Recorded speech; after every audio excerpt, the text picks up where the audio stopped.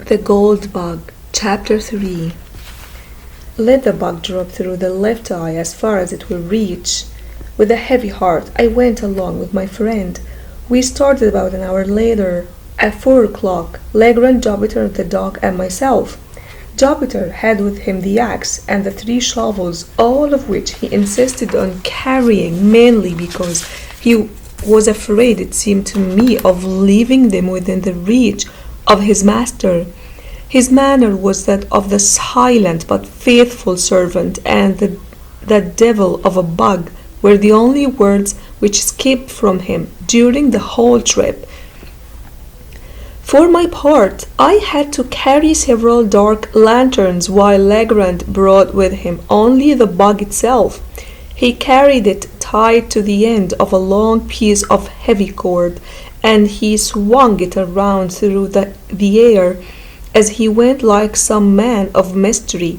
When I saw my friend doing this, I could only think that he was completely out of his mind. I almost burst into tears. Yes, I thought it best not to let him see how I felt. I also reasoned that it was better to go along with all his ideas, at least for the present, or until I could take some definite steps that might have some chance of success. Meanwhile, I tried to find out something about the purpose of this strange trip. But having succeeded in getting me to go along with him, Legrand seemed to have no intention of telling me anything more about his plans.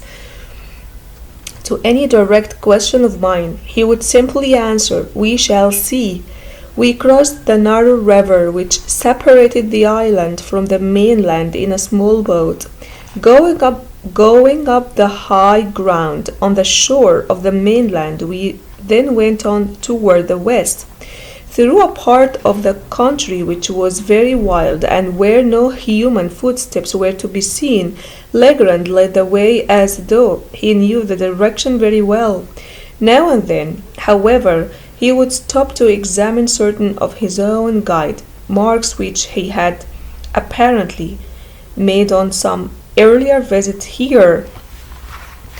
In this manner, we traveled on for about 2 hours.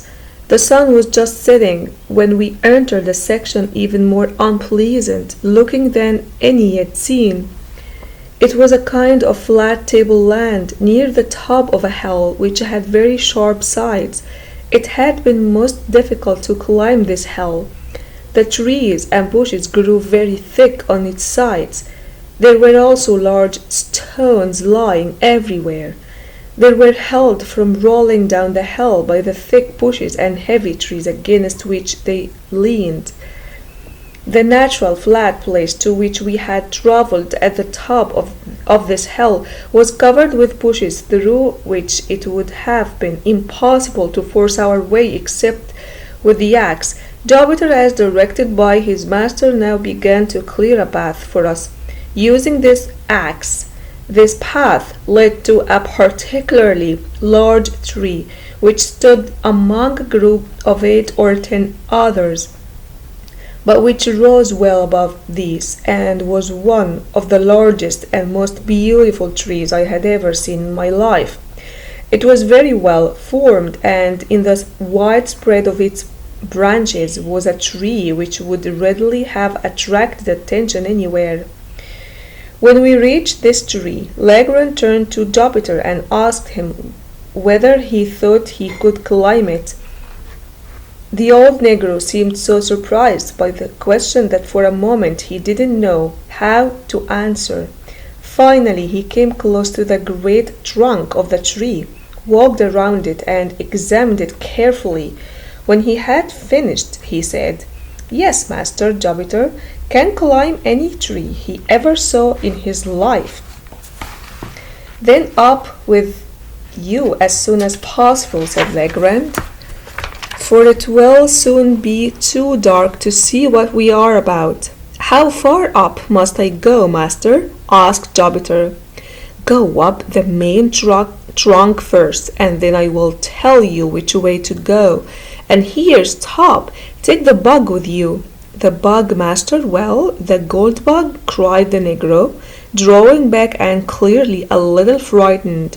Why must I carry the bug up with me?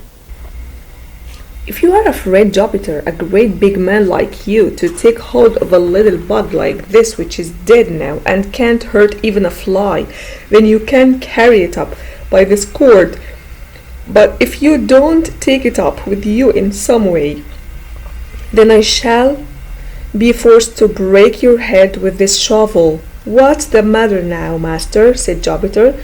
You're always getting mad right away with me. I was only fooling anyway. Me afraid of that bug. What do I care for the bug? Here he took careful hold of the end of the cord, and keeping the bug as far away from himself as the circumstances would permit, prepared to go up the tree. The tree wasn't hard to climb, though the trunk was large in size. It was very rough in certain spots, giving Jupiter a chance to take hold with his hands or rest his naked feet in these places. After one or two narrow escapes from falling, he succeeded at last in getting part way up. He was, in fact, now some 60 or 70 feet from the ground, and seemed to think that his work was well completed. Which way must I go now, master? Well, he asked, or is this far enough? Keep going up the largest branch, the one on this side, said Legrand. Jupiter followed his order at once, and apparently with little trouble he continued going higher and higher until he could no longer be seen through the thick branches and heavy leaves of the tree. Soon, however, his voice was heard calling to us. How much farther do I have to go? How high up are you? Asked Legrand. Very high. I can see the sky through the top of the tree. Never mind the sky, but listen to what I say. Look down the trunk and count the main branches below you on this side. How many such branches have you passed? 1, 2, 3, 4, 5, 6. I have passed 6 big branches, master, on this side. Then go up one branch higher.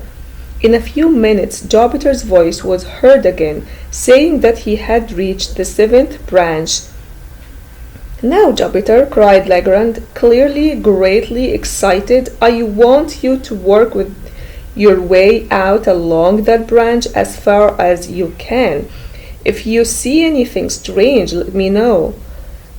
By this time, what little doubt I had about the condition of my friend's mind was put to rest. There was nothing else to believe except that he had gone completely mad. I began to worry about how to get him home. While I was thinking of the best way to do this, Jupiter's voice was heard again. I am afraid to go out very far on this branch. This branch is dead pretty much all the way. Did you say it was a dead branch, Jupiter? Cried Legrand, his voice shaking. Yes, master, it's dead, dead as a doornail. There's no life left in it. What in the name of heaven shall I do? Asked Legrand, seeming to be very greatly worried. Do, said I, glad of the chance to put in a word. You can come home and go to bed. Come now, be a good fellow. It's getting late, and besides, you remember your promise. Jupiter, he cried, without paying the least attention to me. Do you hear me? Yes, master. Well, I hear you clearly. Try the wood then with your knife, and see if you think it is too dead to hold your weight. It's dead, sure enough, answered Jupiter in a few minutes, but not so dead as it might be. Maybe I could go out a little ways on the branch by myself. That's true. By yourself? What do you mean? Why, I mean the bug. That is a very heavy bug. Suppose I drop him down first, and then the branch won't break with the weight of one Negro. You devil, cried Legrand.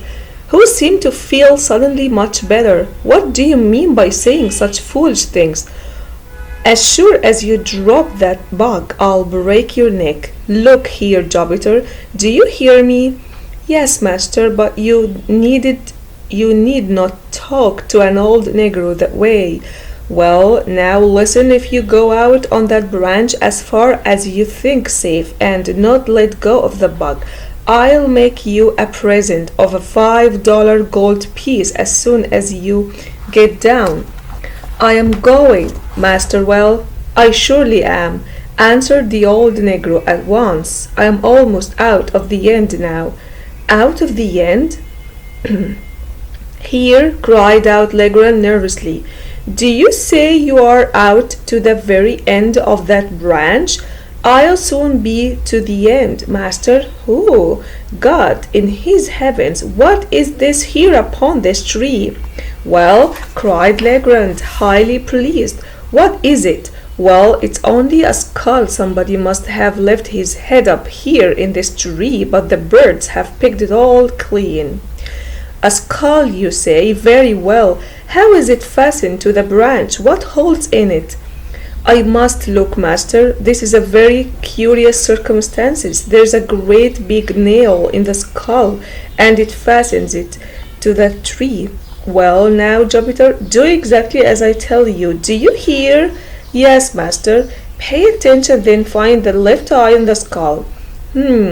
Oh, that's a good one. There isn't any left eye at all." "Don't be so stupid. Do you know your right hand from your left?" "Yes, I know that. I know all about that. It's my left hand that I always cut the firewood with." "To be sure, you are left-handed, and your left eye is on the same side as your left hand. Now, I suppose you can find the left eye of the skull, or the place where the left eye has been." "Have you found it?" There was a long silence. Finally, the negro asked, "Is the left eye of the skull on the same side as the left hand of the skull too? Because this skull doesn't have any left hand." "Never mind, I got the left eye now. Here's the left eye. What must I do with it?" "Let the bug drop through it as far as the cord will reach, but be careful not to let go of your hold of the cord." "All that is done, Master Well. It's an easy thing to put the bug through the hole. Look out for him there below." During this conversation, Jupiter was completely hidden from us by the leaves and branches of the tree, but the bug, which he had let drop, was now to be seen hanging at the end of the cord. The gold of its body shone in the setting sun. The bug hung quite clear of any branches, and if permitted to fall, would have fallen at our feet. Legrand immediately took the axe and with it cleared a space in the form of a circle about 3 or 4 feet across, just below the place where the bug hung. Then, having done this, he ordered Jupiter to let go the cord and to come down from the tree, driving a stick of wood into the ground with great care at the exact spot where the bug fell. My friend now took from his pocket a measuring cord. Fastening one end of this measuring cord at the point of the tree nearest to the stick, he unrolled it until it reached the stick. Then he went on to unroll it still further, in the direction already established by the 2 points of the tree and the stick, for a distance of 50 feet. Jupiter, meanwhile, cleared away the bushes with the axe. At the spot reached in this way, a second stick was driven into the ground, and about this stick, as a center, a rough circle was drawn about 4 feet across.